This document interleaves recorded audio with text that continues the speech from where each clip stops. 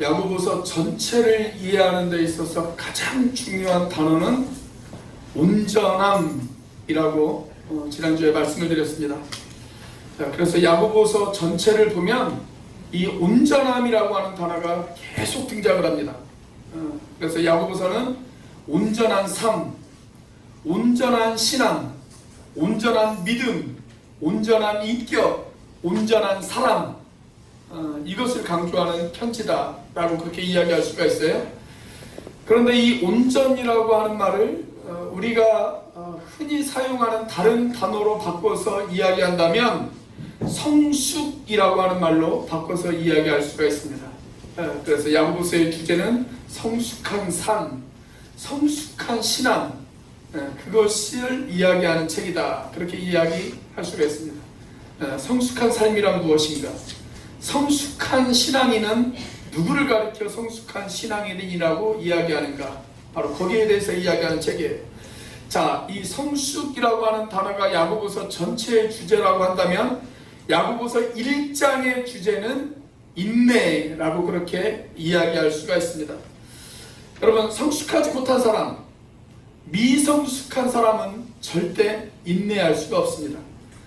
미성숙한 사람은 결코 참을 수가 없어요. 예를 들어서 아직 성숙하지 못한 어린아이들의 경우를 한번 상상해 보십시오. 그 어린아이들의 가장 큰 특징 가운데 하나는 오래 참지 못한다는 거예요. 오래 참지 못해요. 오직 성숙한 사람만이 인내할 수가 있습니다. 자, 그래서 야고보는 그 사람의 신앙이 성숙했느냐 아니면 그 사람의 신앙이 성숙하지 못했느냐, 이것을 판단하는 아주 중요한 기준점으로 인내를 이야기하고 있습니다. 인내. 이 인내라고 하는 것을 통해서 그 사람의 신앙이 성숙한 신앙인가 아니면 그 사람의 신앙이 아직도 성숙하지 못한 신앙인가를 우리가 판단할 수 있다는 거예요. 자, 그런데 이 인내라고 하는 것은 시험, 즉 시련을 통해서만 만들어질 수가 있습니다. 그래서 야고보서 1장을 보면 인내라고 하는 단어와 함께 계속 강조되어지는 단어가 시험이라고 하는 단어예요. 자, 1장 1절은 인사죠. 인사가 딱 끝나자마자 2절에서부터 바로 이 시험이라고 하는 단어가 등장을 합니다. 자, 2절이 이렇게 기록되어 있어요. 내 형제들아, 너희가 여러 가지 시험을 만나거든 온전히 기쁘게 여기라. 자, 여기에서 말하는 시험은 영어로 테스트라고 그렇게 이야기할 수가 있습니다. 테스트. 이것은 시련이라고 하는 말로 바꿔서 이야기할 수가 있어요. 시련. 우리는 시련을 통해서 강해집니다. 우리는 시련을 통해서 성숙할 수 있습니다. 우리는 시련을 통해서 더 단단해질 수가 있습니다. 그래서 이 시련은 누가 허락하신 거냐면 하나님이 허락하시는 시험입니다. 하나님께서 우리의 삶 가운데 시련이 찾아오도록 허락하세요. 자, 마치 우리가 학교에서 시험을 보는 것과 똑같습니다. 학생들이 학교에서 시험을 보는 것과 똑같아요. 여러분, 학교에서 학생들에게 시험을 줄 때 학생들을 미워하거나 아니면 학생들을 괴롭힐 목적으로 학교에서 시험을 보는 것이 아닙니다.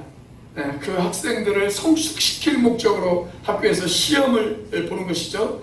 마찬가지로 하나님께서 우리에게 시련을 주시는 이유, 그것은 우리의 신앙을 성숙시키기 위해서 그렇습니다. 우리를 더 연단시키기 위해서. 그래서 우리를 한층 더 업그레이드 시키기 위해서 하나님이 우리에게 시련을 허락하세요. 이 시험은 분명히 힘든 것입니다. 이 시험은 분명히 어려운 것입니다. 이 시험은 피하고 싶은 것입니다. 시험을 즐길 수 있는 사람은 아무도 없습니다. 그러나 그 시험의 결과는 유익합니다. 그 시험을 잘 통과하고 나면 우리는 성숙이 우리들 가운데 찾아올 수 있습니다. 자, 그런데 오늘 본문 말씀을 보면 우리에게 또 하나의 시험이 있다라고 그렇게 이야기합니다. 이 시험을 영어로 temptation, 다른 말로 유혹 또는 미혹이라고 그렇게 이야기할 수가 있습니다. 여러분, 유혹은 교육적인 시험이 아니에요. 이 시험은 파괴적인 시험이에요. 이 시험은 우리를 넘어뜨리기 위한 시험이에요. 이 시험은 저와 여러분들을 망가뜨리기 위한 시험입니다. 이 시험을 주는 주체는 누구냐면 사탄입니다. 사탄은 저와 여러분을 망가뜨리기 위해서 우리를 유혹하고 우리를 시험합니다.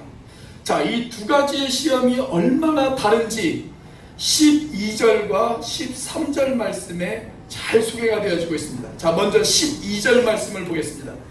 자, 12절 이렇게 기록되어 있죠. 같이 한번 읽어볼까요? 시작. 시험을 참는 자는 복이 있나니 이는 시련을 견디어낸 자가 주께서 자기를 사랑하는 자들에게 약속하신 생명의 멸류관을 얻을 것이기 때문이라.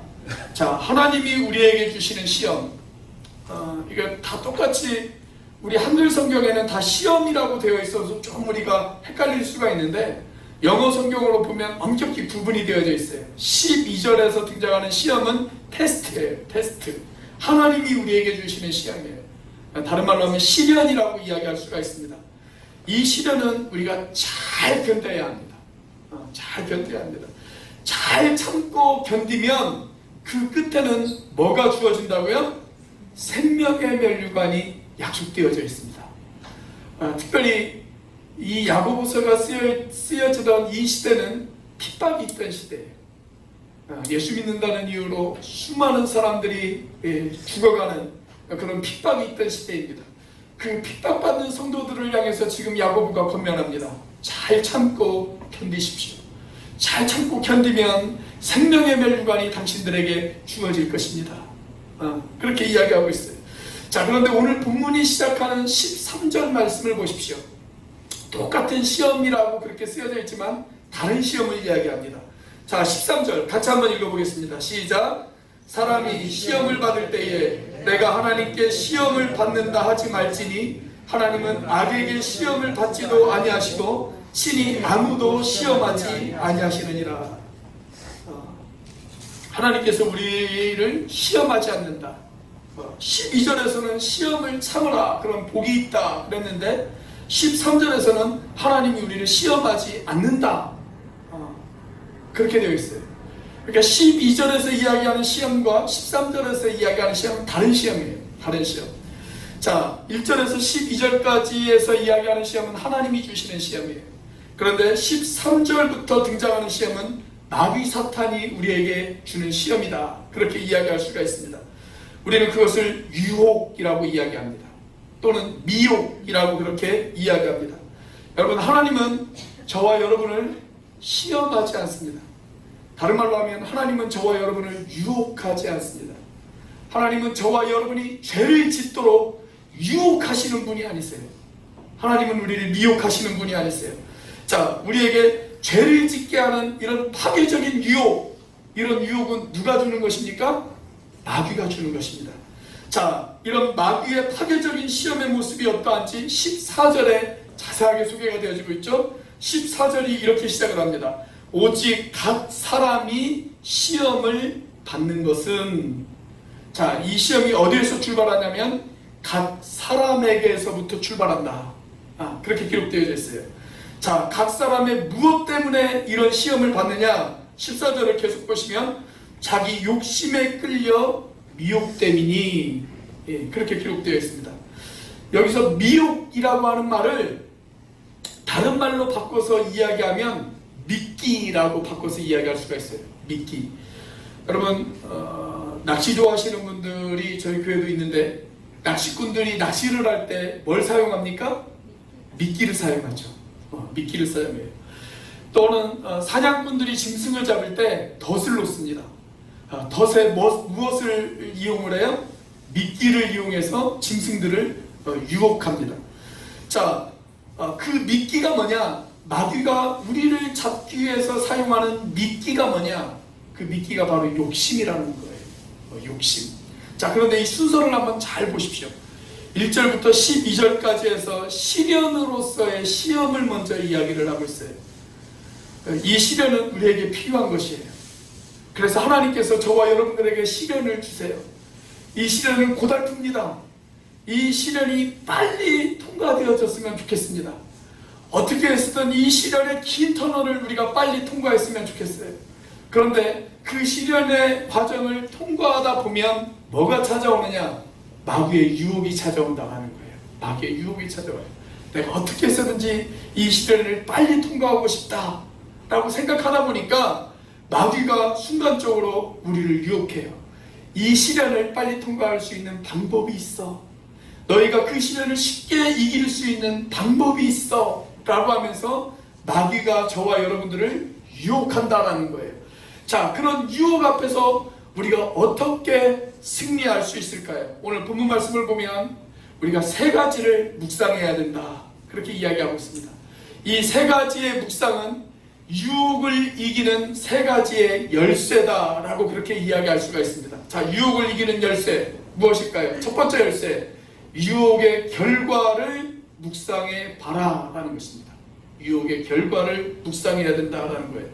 자, 15절 말씀입니다. 15절 말씀 같이 한번 읽어보겠습니다. 시작.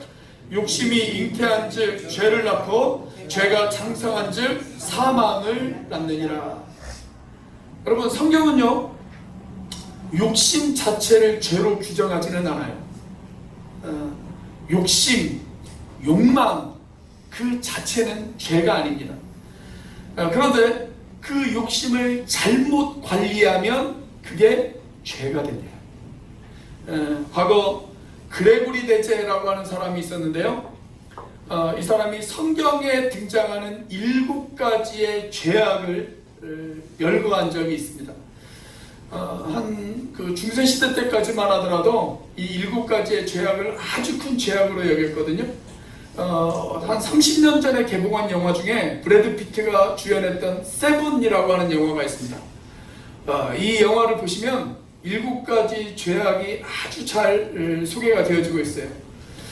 제가 전도사 때 이 영화를 교회 청년들하고 같이 보면서 7주 동안 이 7가지 죄악에 대해서 설교를 했던 그런 경험이 있습니다. 자, 이 7가지 죄악이 뭐냐? 바로 이런 것들이에요. 이런 것들. 탐식, 탐욕, 나태, 교만, 정욕, 시기, 분노. 이 7가지 죄악입니다. 자, 이 7가지 죄악을 보면 여기에 뭐가 있냐면 정욕, 즉 성욕이 있어요. 성욕. 여러분, 성욕 그 자체가 죄일까요? 죄가 아닐까요? 성욕 자체는 죄가 아니에요. 그렇죠? 성욕이 있다는 것, 그것은 우리에게 얼마나 좋은 일인지 모릅니다. 그 성욕이 있기 때문에 우리가 가정을 만들고 출산을 하고 그래서 그 가정을 유지할 수 있는 그런 거잖아요. 그런데 이 성욕이 잘못 관리되어지면 그때부터는 그게 죄가 되어지는 겁니다. 자, 여러분, 사람에게는 수면에 대한 욕심이 있죠. 수면에 대한 욕심. 사람이 적당히 잠을 자야 또 쉼을 누리고 재충전해서 또 주어진 삶을 살아갈 수가 있는 거예요. 자, 그런데 하루에 15시간을 잔다. 그렇게 한번 생각을 해보세요. 뭐 특별히 힘들고 고된 일이 있어서 15시간을 자면 이해가 되어져요. 자, 그런데 매일같이 15시간을 잔다. 그러면 그게 뭐예요? 죄예요. 죄. 무슨 죄입니까? 나태, 게으름이라고 하는 죄입니다. 게으름. 그래서 7가지 죄악 가운데 게으름도 포함되어져 있습니다. 저는 이 7가지의 죄악 가운데 제일 자신 없는 부분이 하나 있습니다. 첫 번째로 등장하는 탐식입니다. 탐식입니다. 저는 그 식욕이 없던 적이 거의 없었던 것 같아요. 항상 보면 먹는 것에 대한 욕심이 좀 있어요. 먹는 것에 대한 욕심. 여러분, 식욕 자체는 죄일까요? 죄가 아닐까요? 죄가 아니죠.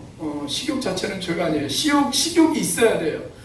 여러분, 우리 앞에 산의 진미가 있고 진수성찬이 차려져 있다고 한번 생각을 해보십시오.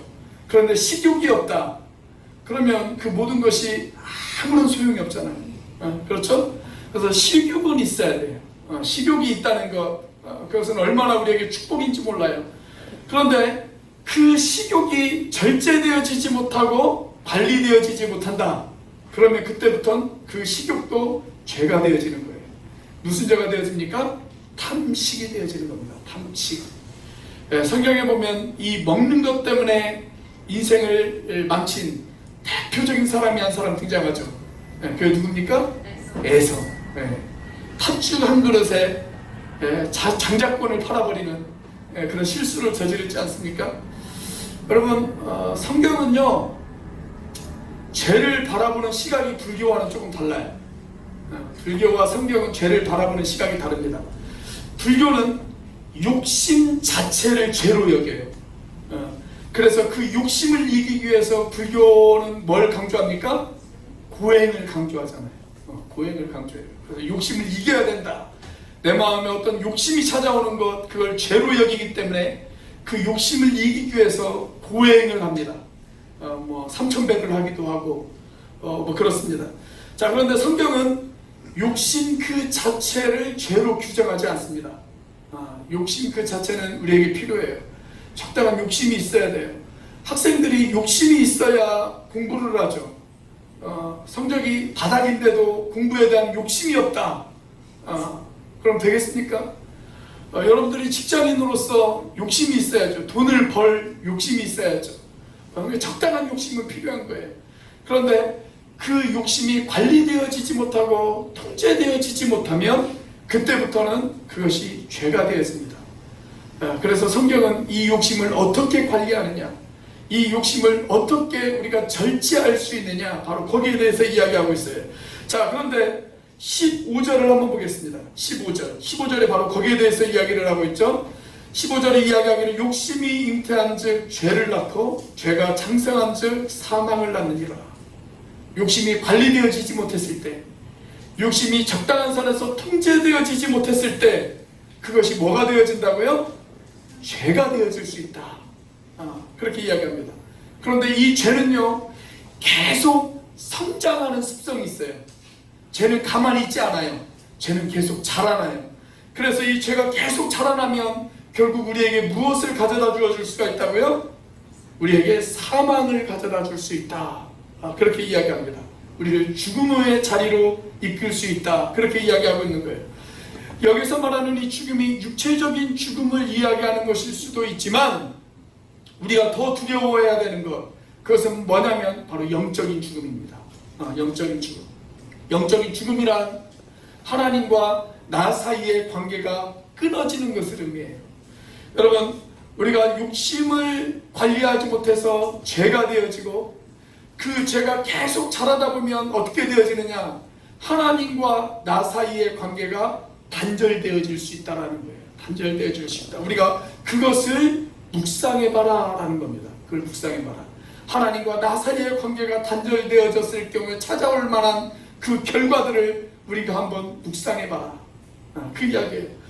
여러분, 그런데 사탄은요, 우리를 유혹할 때 절대 그 결과를 우리에게 보여주지 않습니다.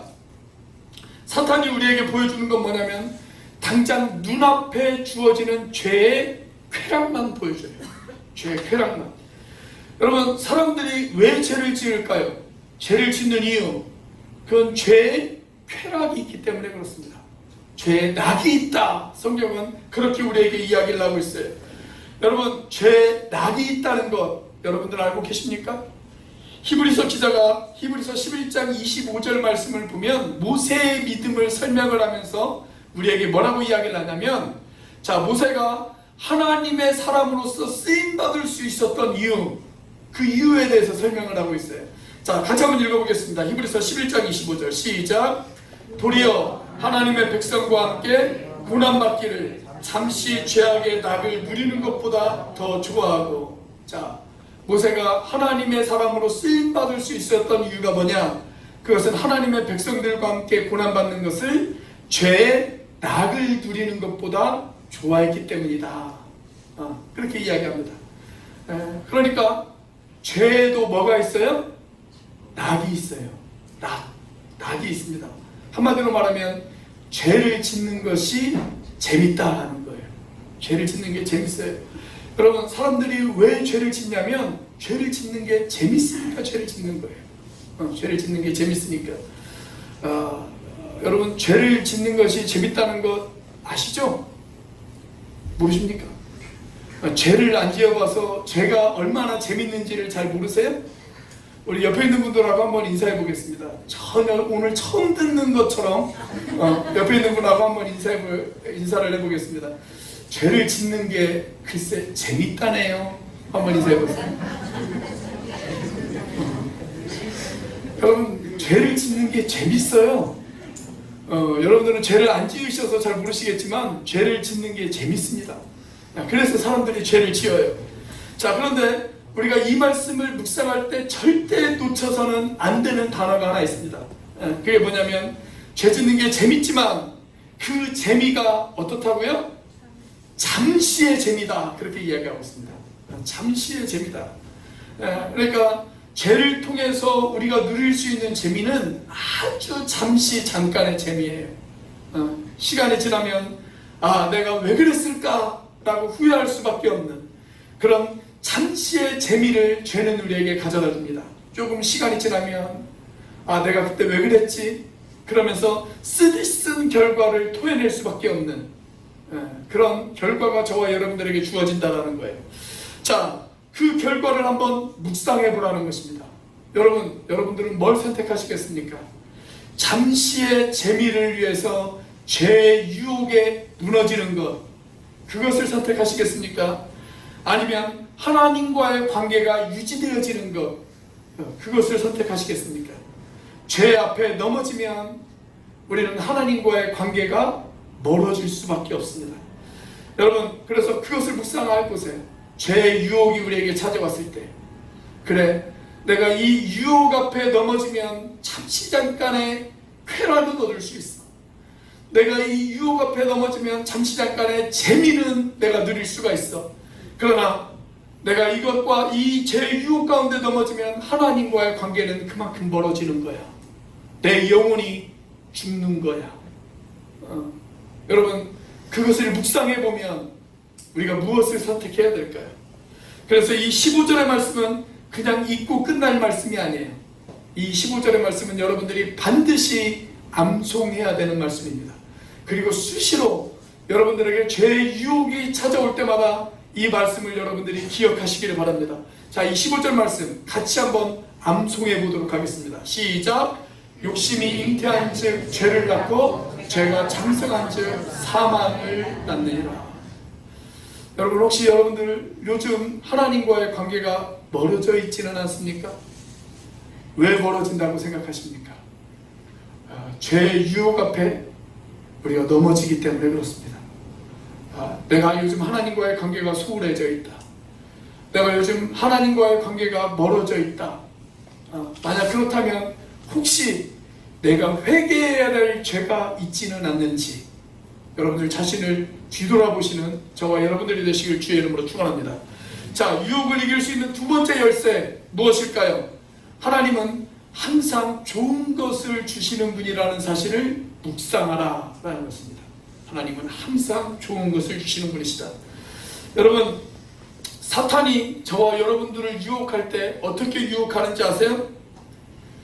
이렇게 유혹합니다. 너 예수 믿어서 이익 본 게 뭐야?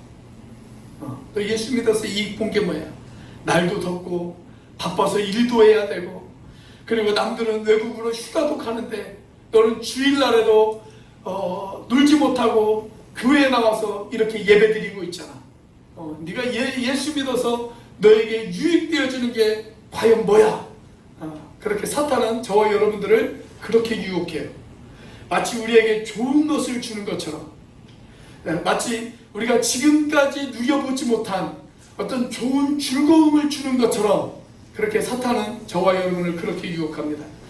여러분, 사탄이 저와 여러분들에게 찾아올 때 뿔이 난 성난 모습으로 찾아오지 않아요. 뿔이 난 성난 모습으로 찾아오면 저와 여러분들이 그 유혹 앞에 넘어지겠습니까? 절대 안 넘어지죠. 그래서 사탄은 저와 여러분들에게 찾아올 때 아주 달콤한 것을 주는 양의 탈을 쓴 늑대처럼 그렇게 찾아옵니다. 자, 그래서 사탄의 유혹이 시작되어야 될 때 저와 여러분들이 기억해야 될 말씀이 하나 있어요. 그것이 바로 16절과 17절 말씀입니다. 자, 먼저 16절 말씀을 보겠습니다. 같이 한번 읽어보겠습니다. 시작! 내 사랑하는 형제들아, 속지 말라. 속지 말라라는 거예요. 속지 말라. 사탄은 저와 여러분들을 속이기 위해서 찾아오는 거예요. 저와 여러분들을 속여요. 그래서 예수님께서 사탄 마귀를 가리켜서 뭐라고 이야기를 합니까? 거짓의 아비다. 그렇게 이야기를 합니다. 저와 여러분을 속이는 존재입니다. 그 속임수에 속지 말라는 것입니다. 자, 그리고 나서 17절을 보겠습니다. 17절 말씀 같이 한번 읽어보겠습니다. 시작. 온갖 좋은 은사와 온전한 선물이 다 위로부터 빛들의 아버지께로부터 내려오나니 그는 변함도 없으시고 회전하는 그림자도 없으시니라. 자, 이 구절을 아주 쉽게 이야기한다면 이렇게 이야기할 수가 있어요. 좋은 것은 하나님이 주시는 거야. 그렇게 이야기할 수가 있습니다. 좋은 것은 하나님이 주시는 거야. 우리 옆에 있는 분에게 같이 한번 인사해 볼까요? 좋은 것은 하나님이 주십니다. 한번 인사해 보세요. 좋은 것은 하나님이 주십니다. 그래 여러분, 좋은 것은 하나님이 주세요. 사탄은 마치 자기가 우리에게 좋은 것을 주는 것처럼 속이면서 우리에게 다가옵니다. 처음에는 좋은 것을 주는 것처럼 다가와요. 그런데 그 결과는 아주 쓰디쓴 맛을 볼 수밖에 없습니다. 그런데 하나님이 우리에게 주는 시련은 처음에는 쓴 것 같아요. 처음에는 괴로워요. 처음에는 고통스러워요. 그러나 그 결과는 우리에게 좋은 것이다 라는 것입니다. 그래서 여러분, 좋은 것은 하나님이 주시는 것입니다. 사탄은 절대 우리에게 좋은 것을 주지 않습니다. 하나님이 우리에게 좋은 것을 주십니다. 그것이 바로 17절의 메시지예요.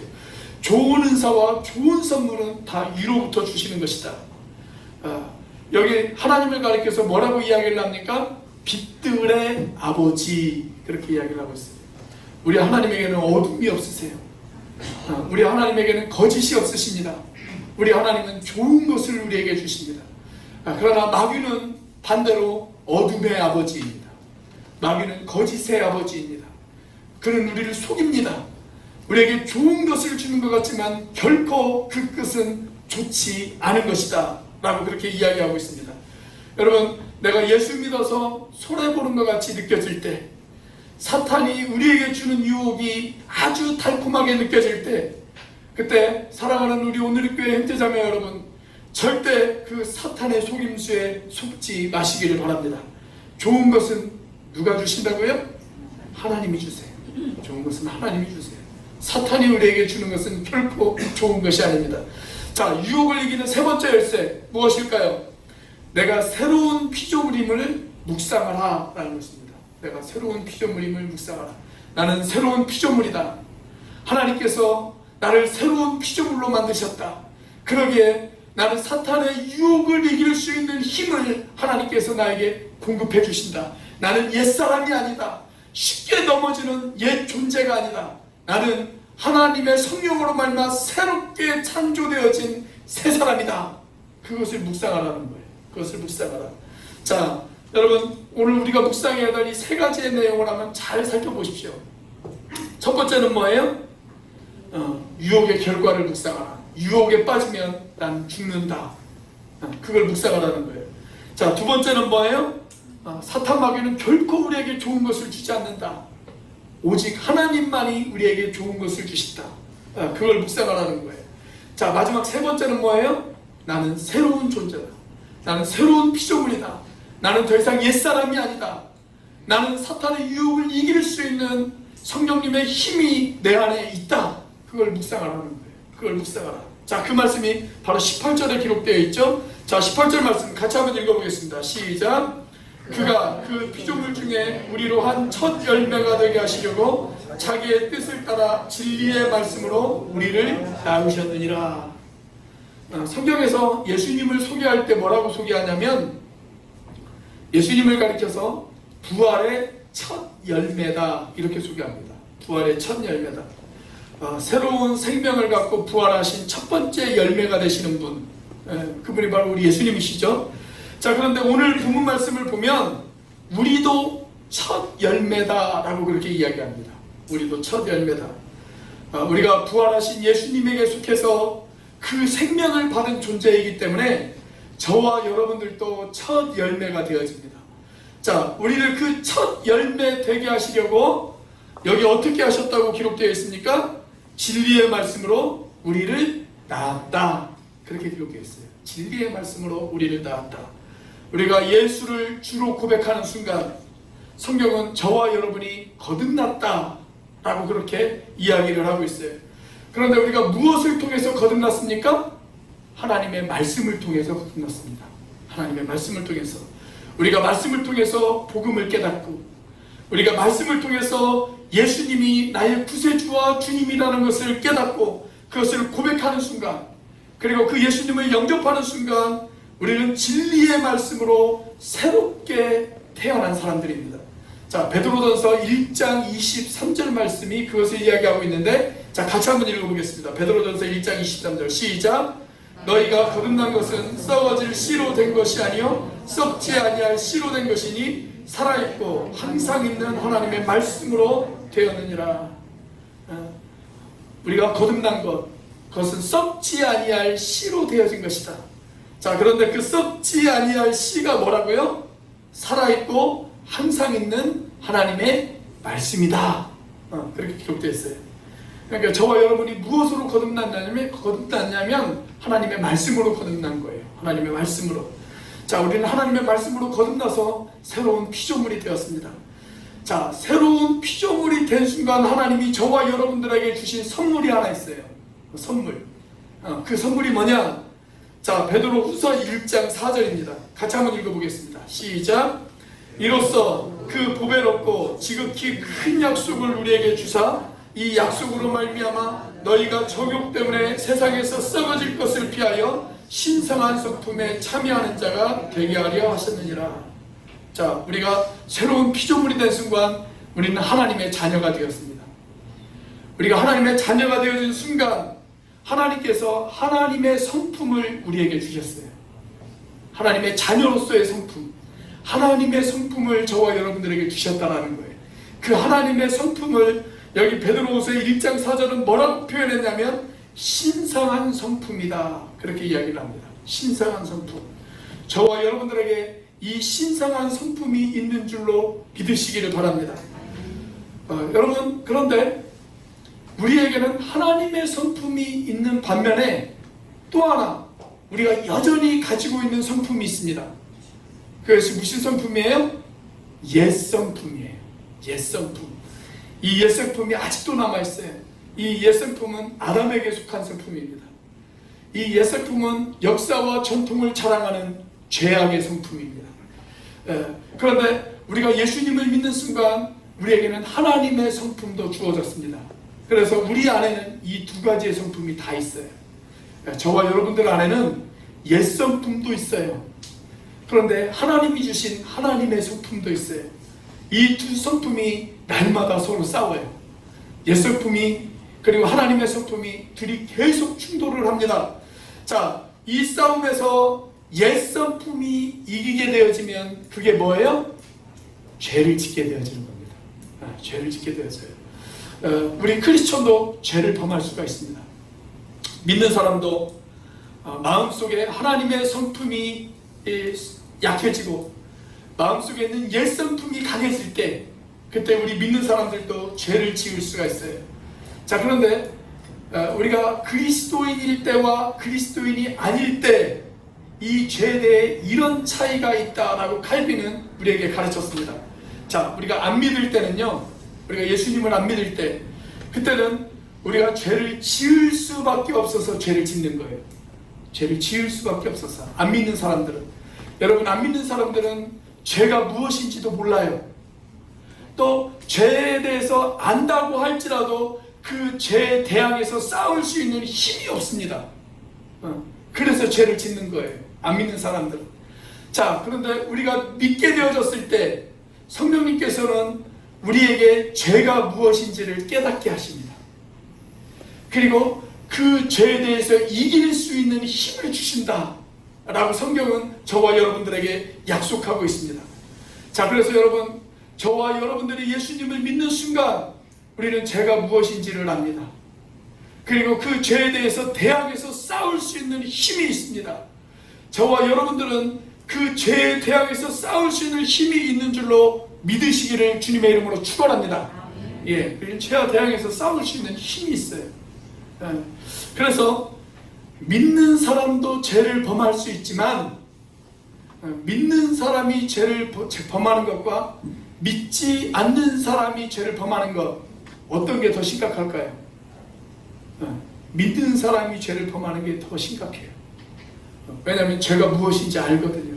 믿지 않는 사람은 죄가 무엇인지도 몰라요. 그래서 죄를 짓는 거예요. 그런데 믿는 사람은 죄가 무엇인지를 알아요. 성령님께서 내 안에서 계속 속삭이세요. 너 그렇게 하면 안 돼. 너 그렇게 하면 하나님께서 너를 바라보시며 속상해하셔. 너 그렇게 하면 그게 하나님 앞에 죄를 짓는 거야. 그렇게 하면 안 돼. 죄가 무엇인지 성령님께서 자꾸 내 안에서 나에게 가르쳐 주세요. 그리고 내가 원한다면 그 죄를 이길 수 있는 힘을 성령님께서 우리에게 공급해 주세요. 그럼에도 불구하고 죄를 짓는 것, 그것은 우리 안에 있는 성령을 근심하게 하는 것이라고 성경은 저와 여러분들에게 이야기하고 있습니다. 자, 여러분, 사탄의 유혹이 다가올 때 그 유혹에서 승리할 수 있는 세 가지의 묵상, 우리가 다시 한번 이 묵상의 내용을 한번 생각해 보기를 원합니다. 첫 번째, 무엇을 묵상하라고요? 유혹의 결과를 묵상하라. 내가 이 유혹 앞에 넘어지면 내 영혼은 죽어. 이 유혹 앞에 넘어지면 나와 하나님과의 관계가 멀어질 수도 있어. 내가 이 유혹 앞에 넘어지면 하나님과의 관계가 단절되어져. 그 결과를 한번 묵상해 보라는 거예요. 하나님과의 관계가 멀어졌을 때 나에게 찾아올 그 결과를 한번 묵상해 보라는 거예요. 자, 두 번째, 우리가 묵상해야 될 것 무엇입니까? 좋은 것은 하나님이 주십니다. 사탄은 결코 우리에게 좋은 것을 주지 않습니다. 우리에게 달콤한 것을 내미는 것 같지만 그 결과는 쓰디쓴 패배입니다. 그러나 하나님은 우리에게 좋은 것을 주십니다. 좋은 것을 주십니다. 자, 마지막으로 나는 새로운 피조물이야. 나는 새로운 존재야.